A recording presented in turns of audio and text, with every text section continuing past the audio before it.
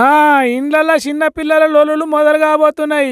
ఎగురుడు, దునుకుడు, ఏడ్సుడు, తూడ్సుడు, అలుగుడు, గులుగుడు, ఎత్తేసి మొత్తుకునుడు, అబ్బో జిజ్జు జిజ్జు చేసేదానికి దసరా సెలవులు 13 రోజులు ఇచ్చింది బడి పిల్లలకు సర్కారు. పండుగ సెలవులకు ఎంజాయ్ చేయాలని ఈ నెల 21వ తారీఖు నుంచి వచ్చే నెల 3వ తారీఖు దాకా ఇచ్చింది సెలవులు.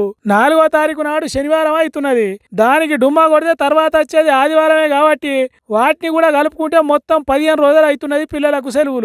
ఇక కాలేజీలలో చదివే పిల్లలకు మాత్రం ఈ నెల 28వ తారీఖు నుంచి వచ్చే నెల 5వ తారీఖు దాకానే ఇచ్చిండ్రు సెలవులు. ఇక ఈ ముచ్చట ఎరకవుడుతోని ఎగురి గంతేసి మురిసిపోతున్నారట పిల్లలు. అప్పాలు నమిరేతానికి, అల్లరల్లరి చేసేదానికి, హాస్టళ్లు ఖాళీ చేసేదానికి ఇప్పటి నుంచేలే ఈగురంగా ప్లానింగ్లు వేస్తున్నారట. బతుకమ్మ పూల వేటలు, నిండిన చెరువులలో ఈతలు, కోతి కొమ్మచ్చి ఆటలు, సత్తుపిండి శనగ ముద్దల రుసులు అబ్బో షాన్నే ఉంటాయి కాబట్టి పుస్తకాలు అటుకు మీద వేసి పండుగ ఆటలు ఆడటానికి తయారవుతున్నారట. ఇక ఇన్ని రోజులు బడికి పోయి హాస్టళ్లలో ఉన్న పిల్లలు ఇంటికి వస్తున్నారు కాబట్టి అయ్యే వరకు జరంత తలకాయ నొప్పే ఉండే తట్టుకొడుతున్నది. వద్దన పని చేసే పిల్లలతో ఇంకింత ఎక్కువనే గోస ఉంటదని అంటున్నారు. సరే పిల్లలు వాకిట్లా ఆడితే ఎవరు వద్దంటారు, ఎవరు సంబరపడరు గాని జరంత పైలంగా చూసుకోవాలి. పువ్వుల కోసం పోయిన కాడ, చెరువుల్లో ఈదిన కాడ, చెట్లెక్కి దునికిన కాడ, టపాసులు పేల్చే కాడ పైలంగా ఉండేటట్టు చూసుకోండి.